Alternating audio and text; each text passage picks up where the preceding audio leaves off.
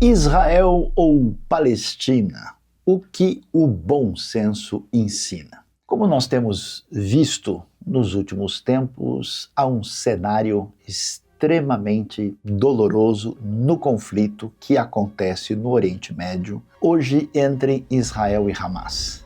O impressionante é ver não somente o que acontece ali na região, mas o desdobramento de tudo o que se passa na região de Israel, Gaza, Jerusalém e mediações e tudo o que nós vemos no mundo todo. O que nos surpreende é o fato de vermos, por exemplo, uma guerra terrível na Síria, num lugar tão próximo, atingindo um povo muito semelhante ao que nós encontramos naquilo que é genericamente chamado de palestino, com centenas de milhares de pessoas mortas, deslocadas, assim, quase 800 mil mortos em mais de 10 anos de conflito, e nós não vemos uma grande movimentação a respeito disso. Contra todos os apelos internacionais, Palestinians are moving north. The Times of Israel and There are many flashpoints across the presidente dos Estados Unidos, Joe Biden.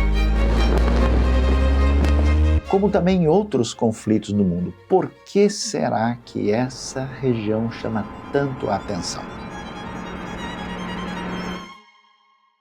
Eu acho que uma dificuldade maior para entender o cenário é compreender a realidade da região de perto. Eu já estive ali mais de 60 vezes e tenho amigos no contexto árabe, no contexto judaico, de perspectivas e posições muito diferentes e distintas, e se nós não entendermos esse cenário com bastante clareza, certamente nós vamos ter conclusões e opiniões bastante prejudicadas para entender o que acontece ali. Então vamos ver um pouquinho aqui da história a respeito da região.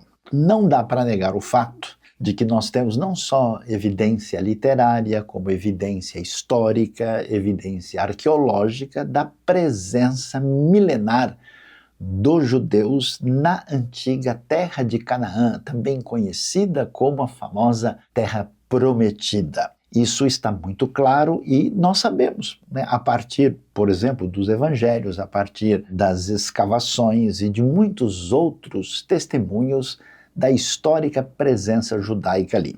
E é fato que os judeus, um dos povos mais perseguidos a partir de uma intolerância significativa, especialmente dos grandes impérios, eles se dispersaram pelo mundo, por isso em tantos lugares temos comunidades judaicas vivendo na realidade de estar em outros contextos culturais, linguísticos, mas eles sempre estiveram ali em menor ou maior número. E, como nós sabemos, depois da catástrofe nazista da Segunda Guerra Mundial, o número maior de judeus acabou indo para a região. Na verdade, houve um movimento de migração que começou nesse ambiente de intolerância já aí no início do século XX, nas primeiras décadas. Isso se intensificou particularmente naquilo que foi chamado período do mandato britânico ali na terra de Israel.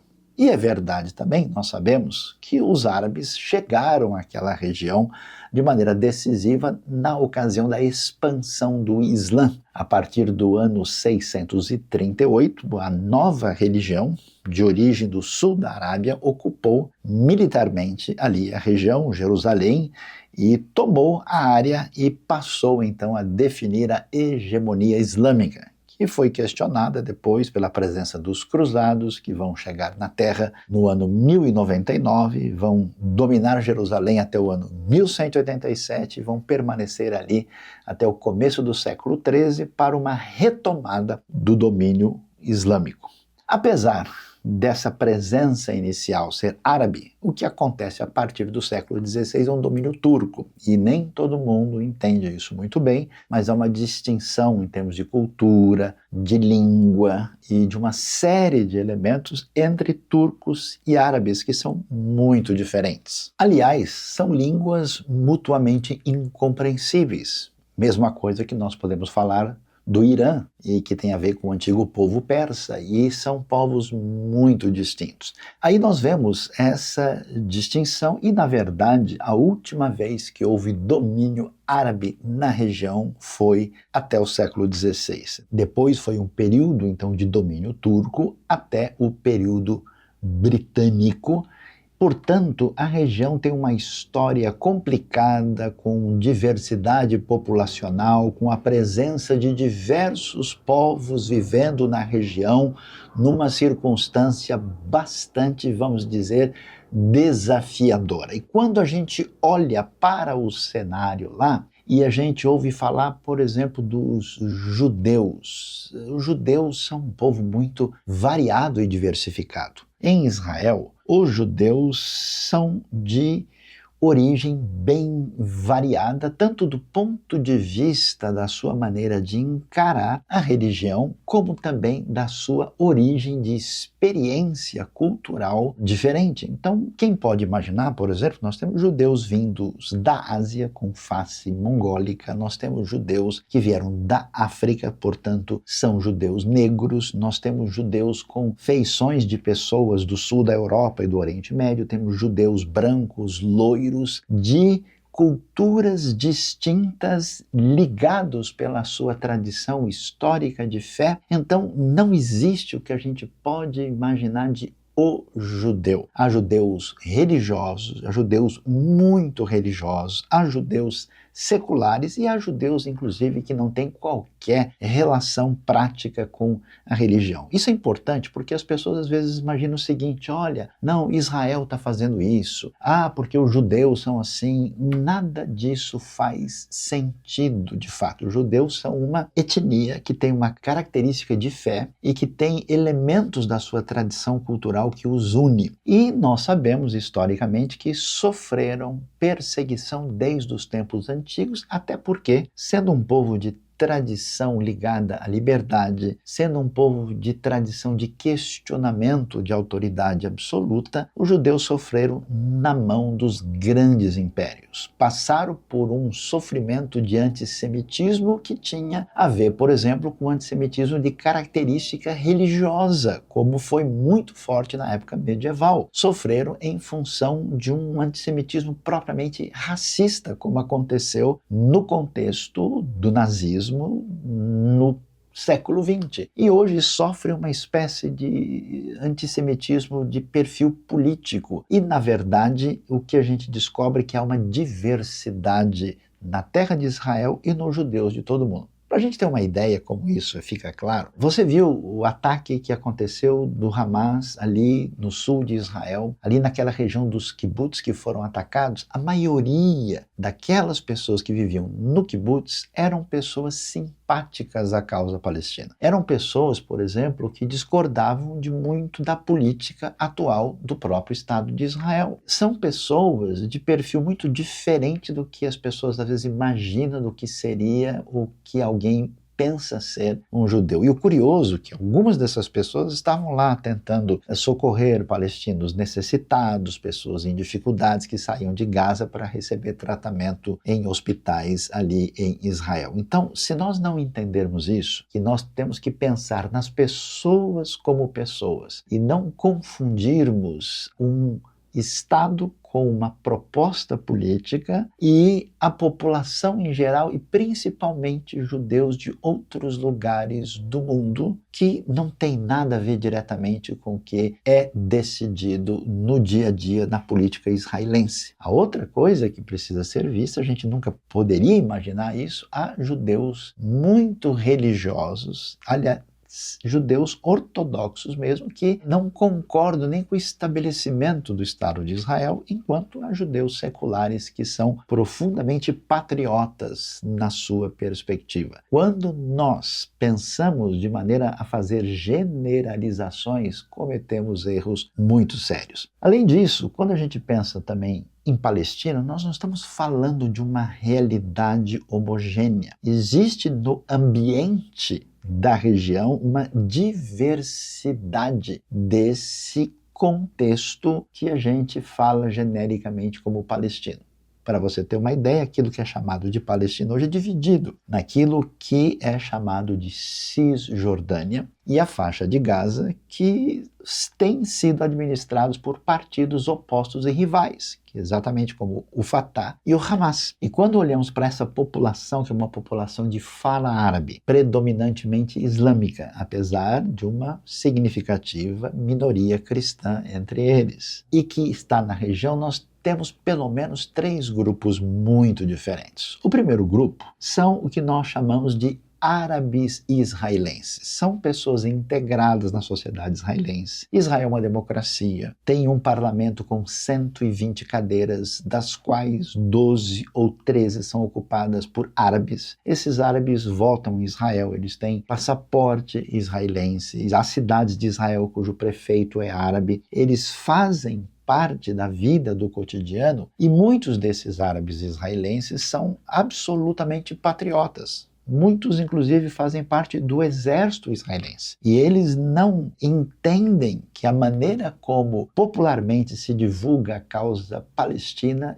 que isso realmente faça sentido. Depois nós temos aqueles que estão dentro do território da Cisjordânia. Uma boa parte dessa gente é muito pacífica. É gente que não quer conflito. Inclusive, as visitei tantas vezes. Tenho pessoas muito especiais e queridas na região e eles simplesmente querem viver a sua vida, não querem saber de nenhum conflito, não estão ligados a nenhum tipo de terrorismo, eles não estão relacionados com nenhuma proposta de rejeição ou ódio, nem aos judeus, nem aos outros. São, digamos assim, gente que quer fazer com que a vida pessoal e a vida da família vá bem. Mas, claro, a parte que vive nessa região que tem uma situação de não aceitação do Estado de Israel. Essa divisão ela sempre foi muito complicada, ela tem elementos históricos difíceis de resolver. Tivemos diversos conflitos, geralmente, que têm origem em pessoas que querem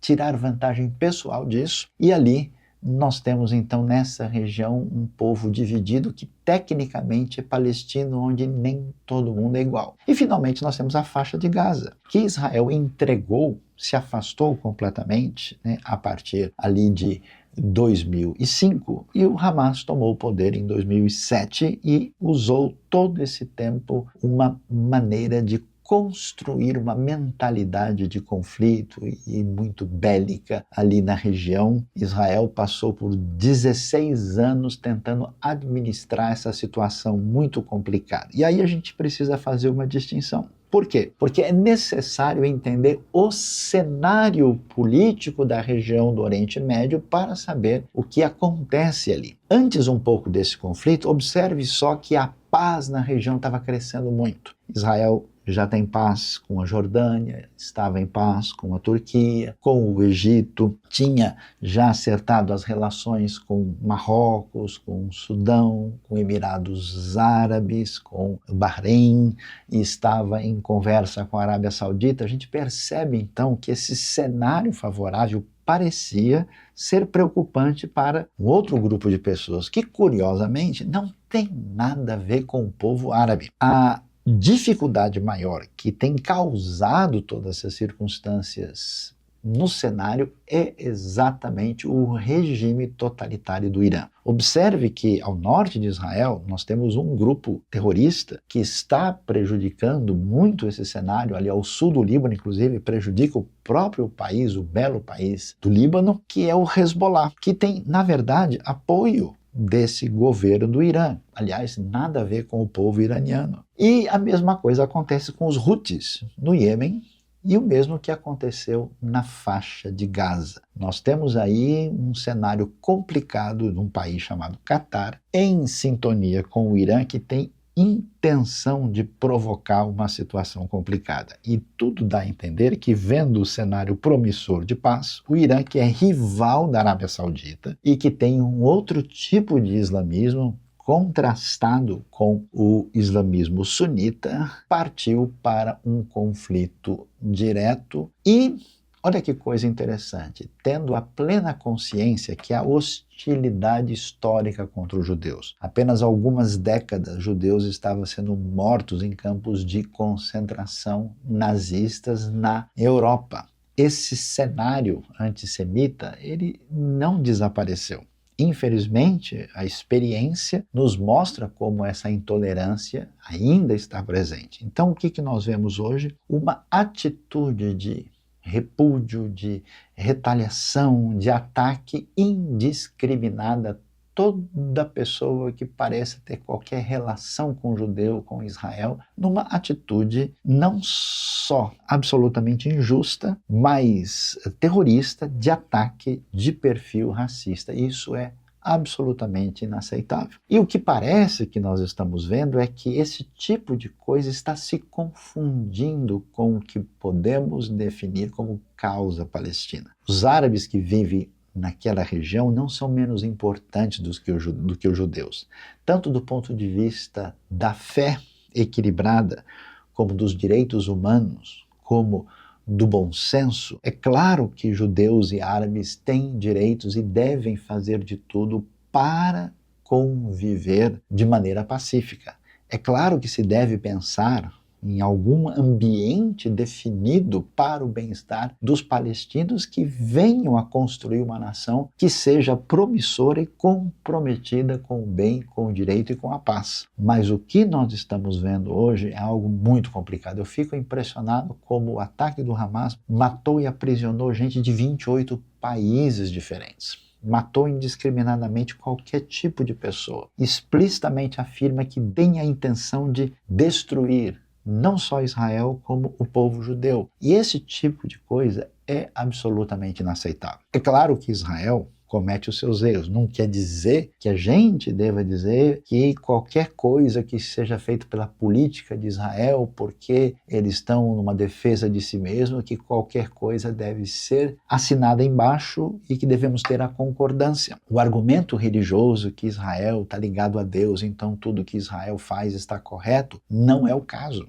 Na própria Bíblia você vai ver que Israel também recebe a repreensão do Senhor quando comete os seus erros. Então, nesse caso, nós temos que, na hora de falar sobre Israel ou Palestina, precisamos pensar naquilo que o bom senso ensina. Precisamos lutar pela paz, rejeitar todo tipo de racismo, dizer não ao terrorismo e fazer de tudo para que a paz exista na região. E a decepção não deixa de ser grande, porque o papel da ONU, da Organização das Nações Unidas, vendo tudo aquilo que estava sendo construído ali, que poderia ter uma voz menos unilateral para impedir aquele cenário terrível que se desenhou, a falha absurda de Israel na sua segurança, sabendo do perigo dos grupos terroristas ter permitido acontecer o que aconteceu, a resposta muitas vezes não bem pensada e que tem trazido desdobramentos muito problemáticos e humanitários para a região da faixa de Gaza, certamente são coisas que merecem nosso questionamento, pontos de interrogação, mas é preciso recuperar o bom senso, é preciso nos unir numa postura de fé positiva e promissora para que a gente trabalhe pela paz. Toda vez que nós olharmos somente para fatores políticos e pensarmos somente como é que a gente pode fazer esse culpado pagar até a última gota pelo erro que ele cometeu, e a gente permitir que o mal tome conta da nossa vida, a gente não vê mais as pessoas, a gente não vê mais a justiça, a gente sempre precisa pensar no bem das pessoas, muito além de ideologias, de propostas políticas ou paixões particulares. Que Deus nos ajude nesse conflito difícil entre a realidade de Israel e Palestina, para que a gente possa aprender aquilo que o bom senso ensina.